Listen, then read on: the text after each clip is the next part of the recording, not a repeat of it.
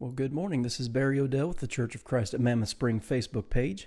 Glad to see everybody joining on this morning. Good morning, Wayne. Hope you're doing well.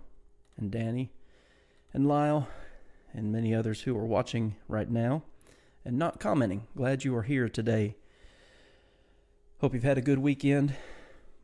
Good Lord's Day yesterday and are ready to study. We are making our way through the book of Revelation, and this morning we are ready for Revelation chapter 8. Good morning, Connie. So let's go ahead and set the stage just as a reminder of what we've been studying the last few days. John in Revelation chapters 4 and 5 is recording his vision of the throne room of God. He sees God on his throne, chapter 4, and everything around him praising him. Chapter 5, he sees God on the throne with a scroll in his right hand that nobody can open. This scroll is sealed with 7 seals. Nobody in heaven or on earth or under the earth was able to break the seals, that is, to open this revelation from God. And John began to weep.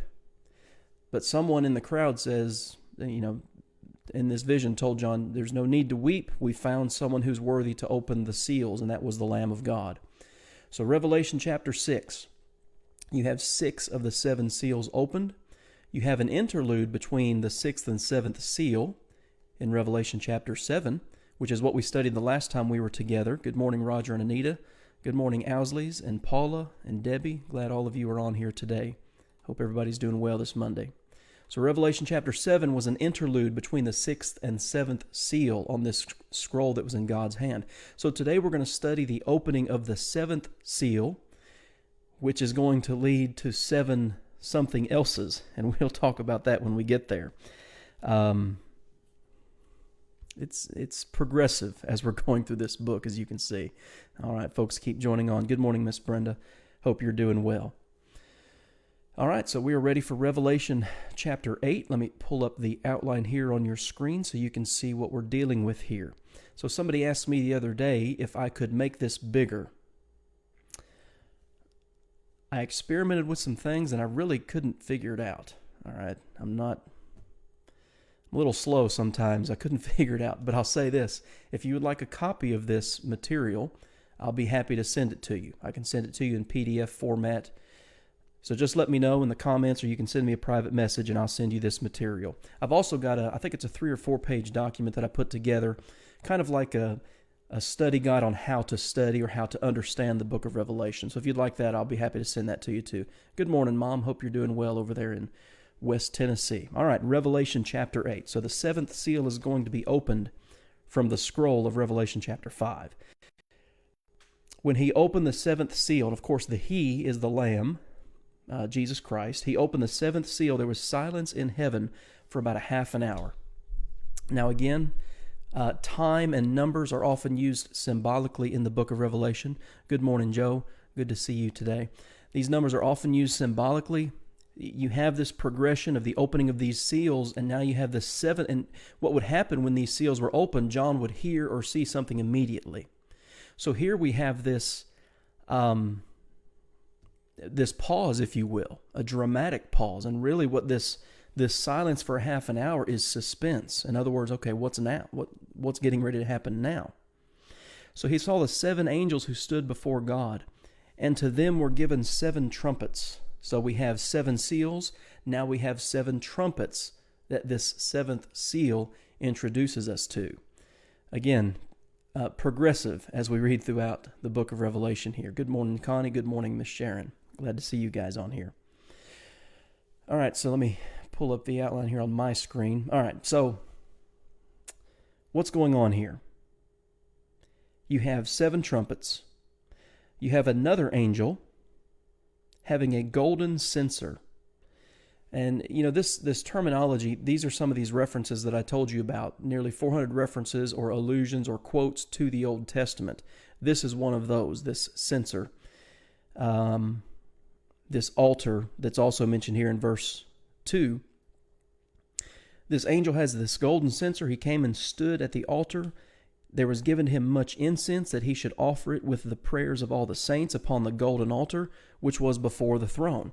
What we're seeing here, and I have this on your outline in the first 6 verses, the symbolic event that's taking place here is the idea that this censer, the incense would be burning, and it would lift up the prayers of the saints before God. They would come. It's kind of like in Acts chapter 10 when Cornelius is told that his prayers had come up as a memorial before God. Same idea here of these things, the prayers of God's people on earth coming up before God. And these first 6 verses are explaining that to us. And what's going on here is for these early Christians, again, who are enduring persecution, who are wondering if it's really even worth it anymore. These first 6 verses of Revelation chapter 8 are saying, yes, it is absolutely worth it. God sees, God knows, God hears what you're going through. So the smoke of the incense, verse 4, with the prayers of the saints, ascended before God from the angel's hand. Then the angel took the censer. So here's the response, all right? He took the censer, filled it with fire from the altar, and threw it to the earth. And there were noises, thunderings, lightnings, and an earthquake. So the 7 angels who had the 7 trumpets prepared themselves to sound. Verses 5 and 6 let us know that God is going to answer the prayers of His people. He sees what they're going through. He sees their endurance. He is going to respond. So this is what we're getting ready to have here. While there may be some disturbing images to those early Christians, it's reassurance that God is very much aware of what's going on and that He is going to respond to their prayer requests. And that's really comforting to us as Christians too. God sees what's going on in our world, in our lives. He's very much aware of it, and He responds to prayer. I always think of James 5 and verse 16. The effective and fervent prayer of a righteous man accomplishes much. All right, so let's look at these 7 trumpets. We move from 7 seals now to 7 trumpets. And a trumpet, biblically, when you go back to the Old Testament, trumpets are used for various purposes: to call an assembly of the tribes, to warn people of approaching enemies, to call people to battle, things of this nature. And it's the idea of an announcement. That's what's going on here. So the first trumpet sounds according to verse 7. The first angel sounded, and hail and fire followed, mingled with blood, and they were thrown to the earth, and 1/3 of the trees were burned up, and all the green grass was burned up. Again, so I'll go ahead and say this as we get into more, certainly not the first, but more symbolic language. Don't miss the forest for the trees. What is He dealing with here? God has heard the prayers of His saints, and He's responding. That's what's happening here. This first trumpet in Revelation chapter 8 and verse 7, you notice it talks about hail and fire and blood. This is very similar to some of the plagues of Egypt recorded for us, as I have here in your outline, in Exodus chapter 9. Well, what were those plagues of Egypt intended to do? Well, they were intended to judge the Egyptians and their gods. So we have this language brought over into the New Testament during a time of persecution. God is saying, I'm going to come. I'm going to judge. And so God's anger and judgment, you notice the language here again, fire, hail, blood. God's judgment, the way I put it in your outline here, God's judgment, His anger can be hot. Hebrews chapter 12 and verse 29 lets us know that. Our God is a consuming fire, that text tells us. He's heard the prayers of the saints. He's going to respond. The second trumpet sounds in verses 8 and 9. The second angel sounded, and something like a great mountain burning with fire was thrown into the sea. And always in prophetic language, unless it's a literal mountain somewhere on the earth, like Mount Sinai or the Mount of Olives or something like that, in figurative, symbolic, prophetic language, a mountain represents a government somewhere, a political power somewhere. So this mountain is thrown into the sea. All right, now put that in your outline. Just for instance, Jeremiah chapter 51, verses 25 and 42. That's the nature of this figurative and prophetic language. Contextually, what mountain was dominating the world, and what mountain would fall? Well, it would be Rome. Again, it wouldn't be Jerusalem. I've talked about that in past lessons, so I'm not going to go into great detail, but Jerusalem was not a mountain in the world in the first century. Rome was. And so it's going to be thrown into the sea. What are the results of that? A third of the sea became blood, and a third of living creatures in the sea died, and a third of the ships were destroyed. Again, these are not literal numbers. In other words, if there were 99 ships, 33 of them were destroyed. It's not literal. It's just saying a great deal of people, a great deal of economies, they're going to suffer. There are going to be impacts, worldwide impacts, when a great power falls. All right, and again, the same thing would be the case today if a world power, if a dominant world economy or worldly military power were to fall, it would shake the world. That's what's being said here to the Christians of the first century in verses 8 and 9. One of the mistakes that people make in Revelation, and we talked about this in the introductory lesson, is they have the futurist view that, that all these events in Revelation are still forecasting or prophesying things that are still in our future, like this here. And they'll try to figure out, well, who was this mountain today? That would make no sense to the readers in the first century. We need to make a practical application to their lives, a contextual application, because that's who all this would impact. All right, then we have the third trumpet sounding, beginning in verse 10 and through verse 11. The third angel sounded, and a great star fell from heaven. A great star. This language is employed throughout the Old Testament. Let me read a little bit further here. Burning like a torch, and it fell on a third of the rivers and on the springs of water. The name of the star is wormwood. We have some more Old Testament allusions here, and I have this in your outline. The name of the star is wormwood, and a third of the waters became wormwood, and many men died from the water because it was made bitter. So let's dissect some things here. Again, third trumpet, this idea of wormwood, when you look at it in the Old Testament, always has to do with something becoming bitter, or something even becoming perhaps poisoned. Again, if you know your Old Testament, if you know your prophets, you've seen this before. This is not the first time you've run into wormwood or something like this taking place. You look, the mention of the star. Read Isaiah chapter 14, and you read about a star falling from heaven. Now, in that chapter, it's talking about the king of Babylon, Lucifer, as he's called there. Lucifer is not Satan. I know that's a pretty common misunderstanding, but Lucifer, this star that fell from heaven, is reference to the king of Babylon. When Jesus gave the 70, I think this is in Luke chapter 10, when Jesus gave the 70 the power over sicknesses and demons and things like this, and when they used that power in their ministry, when they performed those miracles, one of the things that Jesus said was, I saw Satan falling as a star from heaven. It's talking about his power being taken away. Well, that's what's being described here. You have the prayers of the saints, verses 1 through 6. What do you think one thing they might be praying for under first century persecution from Rome? Well, they might be praying for that to come to an end. God says here in verses 10 through 11, this bitter time of persecution, again, wormwood,